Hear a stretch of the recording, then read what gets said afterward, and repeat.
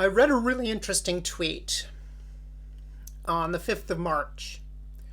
Jonathan Karl from ABC News said, in a lengthy phone interview, President Trump marveled at the success of the military operation against Iran and expressed no concern about what comes next.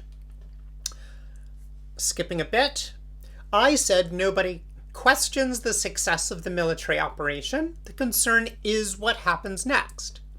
Forget about next, he answered. They, the Iranians, are decimated for a 10-year period before they could build it back. I consider this to be immensely significant, and I will tell you for why. At the beginning of this conflict, I suggested that the United States and Israel had divergent strategic aims. I said in particular that the Israeli strategic aim in this war with Iran is to degrade Iranian capability to the extent that it could no longer offer offensive action against Israel. And I still judge this to be the Israeli strategic aim. The Israelis are in this war to give the Iranians as much of a kicking as possible before the U.S. Congress potentially changes hands this autumn. And more, as support for Israel has ceased to be a bipartisan issue in the United States, Israel has to view this present war as the last moment when they can, with American support, deliver a serious degradation of Iranian capability to give the Iranians a really good kicking. The American strategic aims have been much less clear. The American road to war was far more impulsive. A lot of people have used the word vibes to summarize the American decision to go to war, which is what it is. And as the war has continued, because the Americans went into it without clear strategic aims, their statements about what the war is about have changed. There will be no regime change, said some. This is a preemptive war, said others. There will be regime change, said still others. These are all cabinet-level pronouncements or presidential pronouncements about the aim for the war. So why am I mentioning all of this right now? It appears that American and Israeli aims are converging. What this war is about is what Donald Trump referred to as decimation. In its loose sense, destroying capability, attriting capability, we might say, if we're being military technical about it. And regime change, which isn't happening, need no longer be on the menu. The idea that Iraqi Kurds, on behalf of Iranian Kurds, were going to conduct an invasion of northern Iran seems no longer to be on the American menu.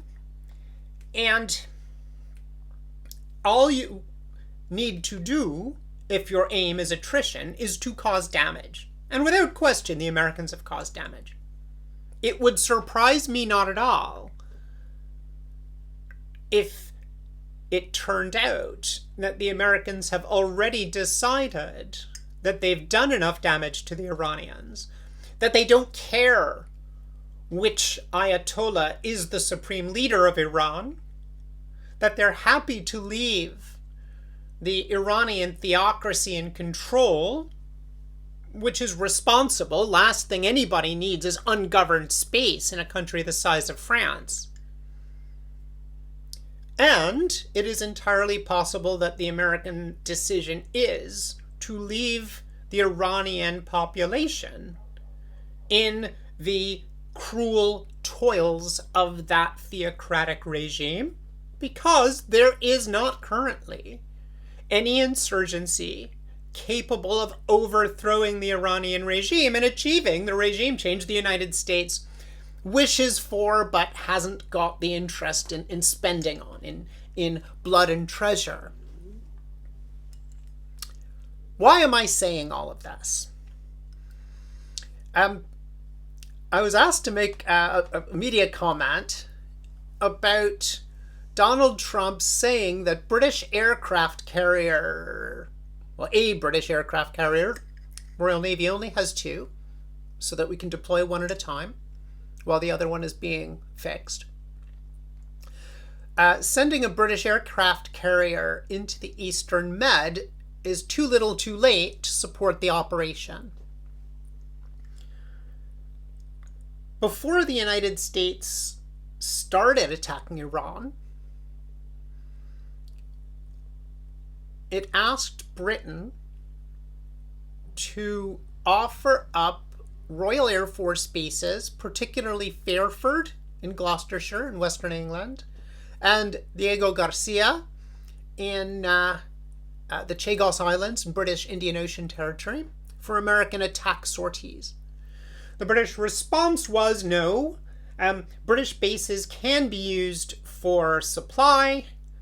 In the case of RAF Akrotiri in Cyprus, British bases, well, that British base is always used for American reconnaissance aircraft. And Britain was going to stay out of the war. Staying out of the war was a good idea because the Americans had not made to us, the United Kingdom, a case for joining the war. They had not said, here are our aims, here is our strategy, here is our set of victory conditions. And from a British point of view, what it looked like was another open-ended American forever war. And the British government stepped smartly back from that. But at the same time, Sir Keir Starmer, the Prime Minister, said that the reason that Britain was not permitting the United States to attack Iran from British bases was because he had been given legal advice to the contrary. This was not good leadership. It was limp, it was indecisive, uninspiring, and legalistic. A radio presenter asked me if the problem is that Keir Starmer is a lawyer. My response was no, there are loads of passionate lawyers. The problem is that Keir Starmer lacks the ability to lead a population in crisis. So, the Royal Navy is going to send HMS Dragon to provide air defense for RAF Akrotiri in Cyprus. HMS Dragon is a destroyer, and she is not ready to go to sea, or has not been ready to go to sea. I gather she's going to sea today. She'll be there in a week. Maybe the war will be over in a week.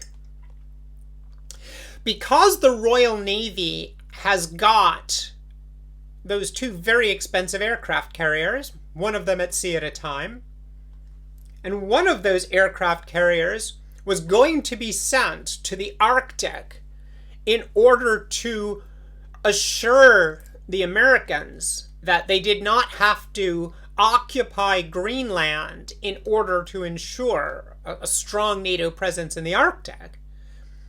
It is more or less ready to go someplace, so it's being sent to the Eastern Mediterranean. The difficulty with this is that if we want to base aircraft in the Eastern Mediterranean, we don't have to send an aircraft carrier. We have an Air Force base. RAF Akrotiri is already there. We also have Al Udeid in Qatar, which is another RAF base, well, a joint base between the RAF, the United States, and the Qatari Air Force. We've got the ability to forward deploy our F-35s without needing to put them on an aircraft carrier. Why is the aircraft carrier going? Because it's a ship that can go. We spent several frigates or destroyers worth of capital expenditure on these aircraft carriers. Not sure why. So rather than using them to project power into the region, which is what an aircraft carrier is for, we're going to use an aircraft carrier to defend an Air Force base. And Donald Trump says, too little, too late. It's not too little.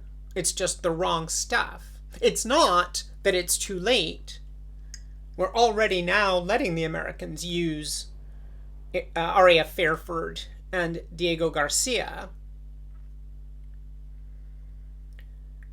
Britain has appeared indecisive when Britain could have appeared decisive. Britain could have said, we are happy to see the Iranian regime done down. We're happy to see Ali Khamenei dead, which we see. Show us what this means for the region. Show us how you're going to do it. Show us how you're going to get from telling the Iranian people that every word every Ayatollah has told them about the great Satan and the little Satan, about America and Israel, ever since the Iranian regime began in 1979 is true, right?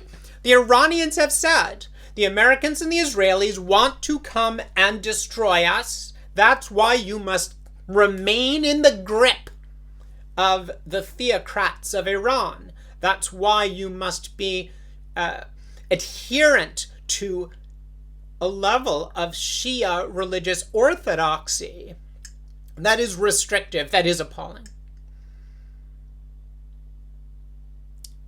And the United States has chosen to keep its options open, might remain sufficiently flexible to remain at war indefinitely at $1 billion a day, but far more likely is now on the point of understanding